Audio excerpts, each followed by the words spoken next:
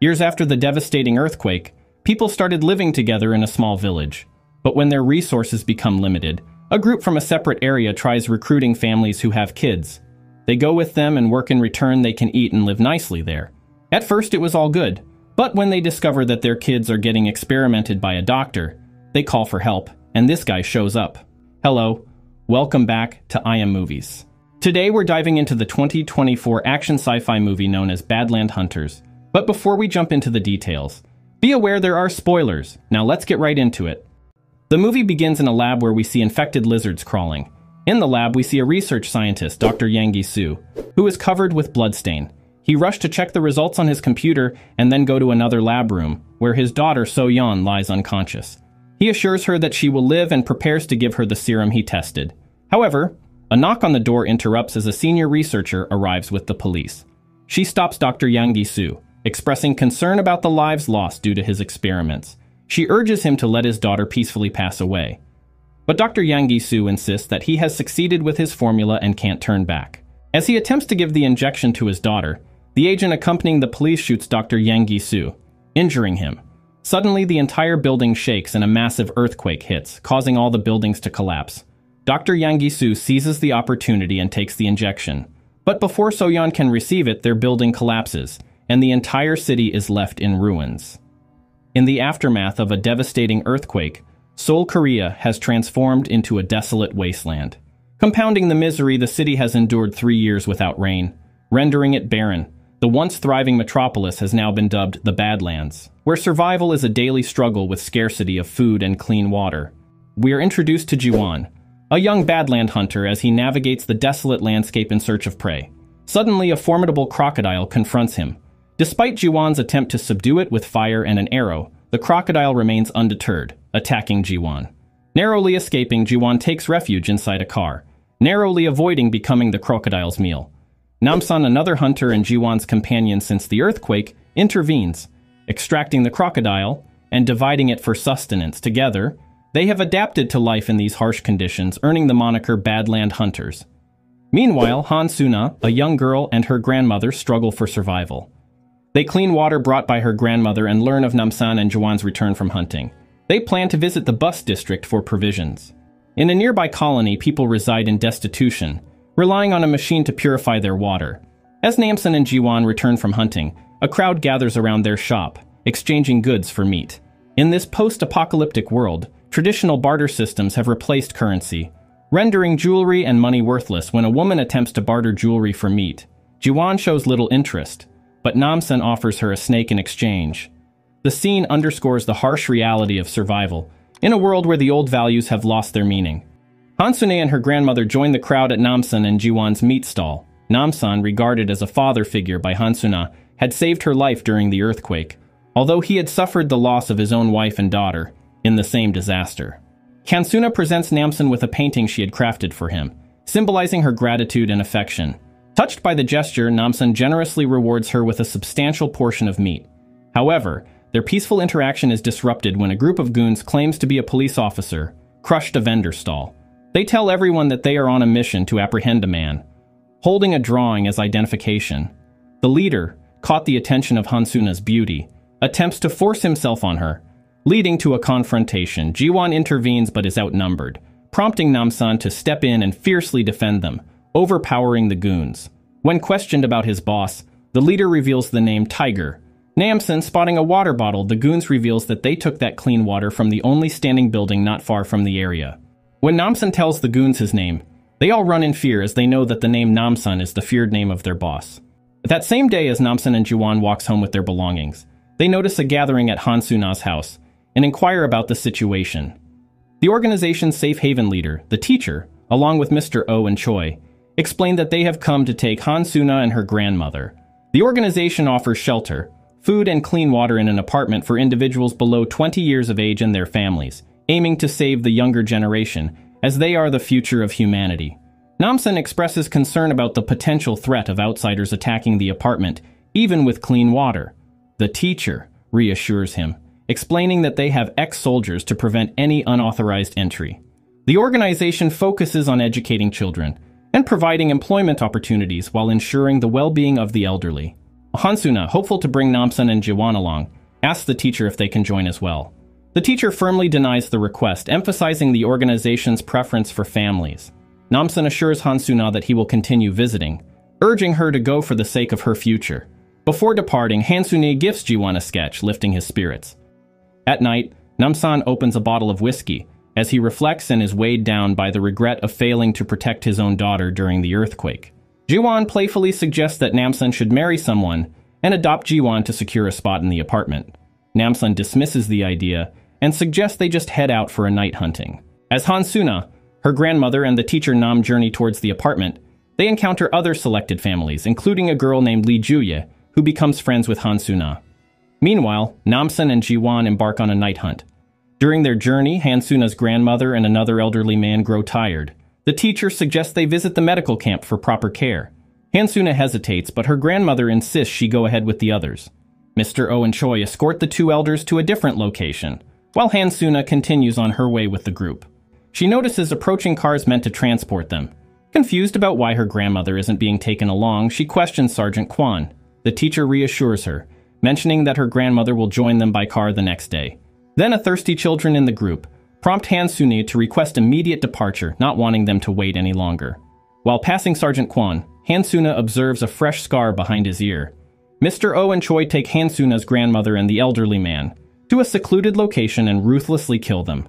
Simultaneously, Jiwon, who is out hunting, witnesses the gruesome act.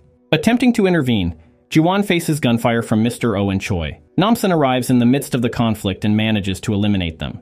Shockingly, the seemingly defeated men rise again, revealing warts behind their ears. Jiwon lures one into an animal trap, capturing him, but the other frees himself and resumes the attack. Just when it seems Jiwon is overpowered, Sergeant Lee Yun-ho from the Air Force Special Forces Unit appears and aids in decapitating the attackers. Following the confrontation, Jiwon and Namsun give Hansuna's grandmother a proper burial. Lee Yun-ho explains that she is attempting to enter the apartment building to save its residents. She tells Namsa that she is formerly part of the Air Force, and her team discovered the only standing building during rescue operations after the earthquake. With the help of other civilians, they started fixing the area. Then, Dr. Yang Gi-soo arrives and initially offering medical assistance. As the only living doctor in the building, they gave him all access and even have his own office, but later, Dr. Yang Gi-soo revealed his true colors, causing distress among the parents whose children went missing after seeking his aid. Lee Yun-ho confronts Dr. Yang Gi-soo about the missing children, only to discover that Kwan and her team are secretly collaborating with him. Kwan demonstrates the effects of Dr. Yang Gi-soo's experiments by shooting his own friend, who miraculously survives. Dr. Yang Gi-soo defends his experiments as humanity's only hope. Furious, Lee Yun-ho attempts to attack him, leading to a fight with her teammates.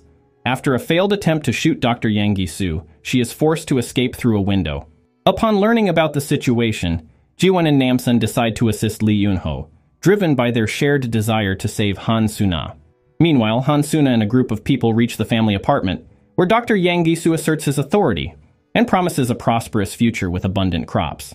Simultaneously, the trio strategizes to navigate past guards in the ruins. Namsa suggests they go to Spaland, where the goons from the village earlier are taking shelter. Namsa thinks they know how to get past the guards from the building since they took water from it. In Spaland, two rival gangs force civilians into deadly fights for entertainment. The conflict intensifies, resulting in violence. But as the trio arrives, the fight stops. Tiger, the boss in the area, recognizes Namsan. They are former boxing rival. He seeks revenge against Namsan for ending Tiger's career. Despite the gangs joining forces against them, Namsan's training helps them defeat the street fighters. Jiwon frees the captured civilians, and Namsan defeats Tiger, capturing him. Back at the apartment, Hansuna, in her uniform, inquires about her grandmother's arrival. The teacher assures her that transportation has been arranged for the elderly, set to arrive before dinner. Dr. Yang Gi-soo announces the top-performing teenagers, awarding their families with the best apartments on the 8th floor, a day off work, and a complimentary meal ticket. However, when the teachers privately converse with the students and their families, it becomes evident that only the children are allocated to the 8th floor, while their families are consigned to the basement. In the basement, they toil tirelessly, purifying and bottling water subjected to extended overtime hours. Furthermore, they are forbidden from meeting their own children. Back with Namsan, he interrogates individuals to uncover the source of the water, resorting to force. Tiger confesses to orchestrating a trade with the residents, exchanging children for pure water. The catch is that he is permitted to pass the barrier, only on the days he fathers a child, adding another layer of complexity to Namsun's pursuit. In the lab, Dr. Yang Gisu and Kwon shockingly consume an entire mouse, indicating he is no longer human. The teacher informs Dr. Yang Gisu that Han Su-na and Lee Ju-ye are suitable for experiments, emphasizing the need to provide them with water. In the classroom, the teacher introduces the girls to the class, revealing that all teenagers, except Han Su-na, display signs of constant dazing and bear scars behind their ears. Han Su-na remains suspicious. The class transforms into propaganda, praising Dr. Yang Gisu as the sole savior and insisting that they are obligated to aid him in his endeavors. During lunch, everyone receives a bottle of water, and the teacher stresses its importance, but Han Su-na decides not to drink it. Dr. Yang Gisu appears to give a speech and selects Lee Ju-ye as the next assistant. When Han Su-na inquires about her grandmother, she is told that her grandmother is unwell and staying in the infirmary. Then they are reminded to drink the water. Han Su-na pretends compliance. Later, Dr. Yang Gisu tests his latest serum on Kwon. He then asks why can't they take serum with them. Dr. Yang Gisu wishes everyone could carry a serum injection at all times, but offers a vague excuse against it. After Kwon departs, it is revealed that Dr. Yang Gisu is still focused on healing his daughter. In the night, Han Su-na discreetly leaves her bed. Enji's parents protest in the basement as they are denied access to their daughter.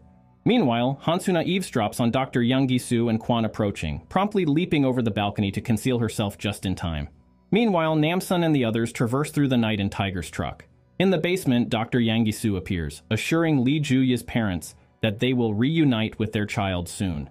As Han Su-na sneaks into Dr. Yang Gisu's lab and explores his notes, she discovers his experiments on reptiles to create the regenerative serum.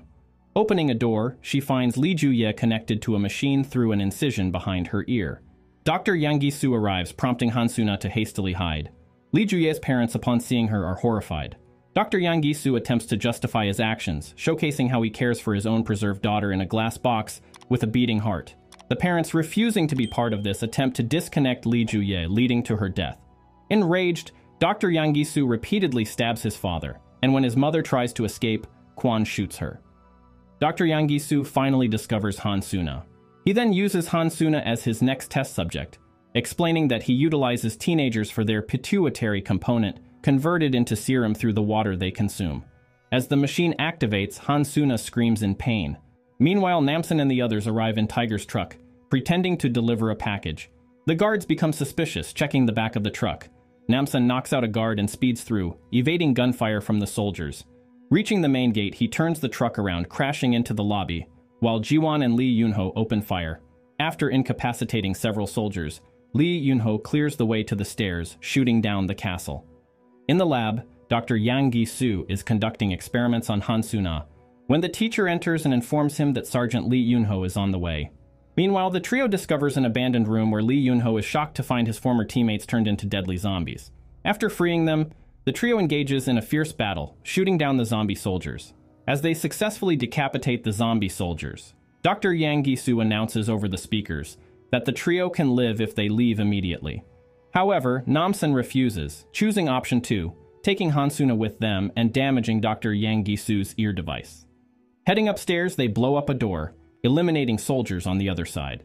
Namsun takes charge, creating a smoke cover with a fire extinguisher and using their weapons to swiftly defeat approaching guards. In the basement, Namsun instructs the workers to come out and find their children. Simultaneously, Lee Yun-ho and Ji-won continue their battle against the rising soldiers. Lee Yun-ho provides cover for Ji-won as she climbs. Facing Kwon, Lee Yun-ho engages in fierce combat but struggles against his enhanced abilities. Despite a long fight, Kwon reveals lizard scales under his skin protecting him. Lee Yun-ho manages to injure him, but is ultimately thrown off the balcony. On the upper floors, Ji-won searches for Han Su-na and discovers a classroom where he confronts the security guard. Taking the teacher hostage, Ji-won instructs her to guide him to the lab. Despite Ji-won's warning for the students to run, they barely move as if they are controlled. Kwon then interrupts, but Namsun arrives, engaging in a fight with Kwon while the others make their escape. In the lab, Dr. Yang Gisu administers the new serum to Han Su-na, but he immediately falls ill, due to Han Su-na not drinking the water that was given to her. Distinct marks appear on Dr. Yang Gisu's body as he vomits, and before he can retaliate against Han Su-na, the teacher and Ji-won arrive. Dr. Yang Gisu then points a knife, threatening Han Su-na. This allows a soldier to knock Ji-won unconscious. Dr. Yang Gisu instructs the teacher and soldier to place his daughter in a briefcase while he takes the serum-filled test tubes. Simultaneously, Namsen engages in a fight with Kwon. Eventually, Namsen throws Sergeant Kwon out of the window, but Kwon retaliates by grabbing Namsen's arm. In a quick thinking, Namsen pulls the head of Kwon and decapitating him with the broken window. Outside the apartment, parents reunite with their children. Back in the lab, as Dr. Yang Gi-soo, the teacher and the soldier, attempts to leave, Namsen confronts them. Dr. Yang Gi-soo escapes the back door and leaves the teacher and the soldier. He then throws a grenade inside the lab before closing the door. Jaewon swiftly used the stretcher where Han Suna is. It shields them from the impending explosion. As flames engulf the lab, Lee Yunho awakens and sees Namsan rescuing Jaewon and Han Suna. Outside, the parents see Dr. Yang Gi-soo leaving and they all beat him for his actions, and also destroying the serum tubes. Dr. Yang Gi-soo, in a fit of rage, grabs a rifle and opens fire, killing everyone that's near to him. As soon as he stops, he notices his suitcase leaking. When he opens it, he sees his daughter gets shot, resulting in his daughter's death. He screams and starts firing again, until Namsan puts an end to him. Suddenly, the sky darkens, and Lee Yunho reveals her plan to stay in the apartment to start anew, using the privileges to help others. As rain begins to fall, people rejoice, a sign of a brand new beginning. And the movie ends here. If you'd like to see us recap any other movies or topics you have in mind, just drop a comment and let us know. And don't forget to hit the like button, share this recap, and subscribe to stay updated for the next one. Until next time.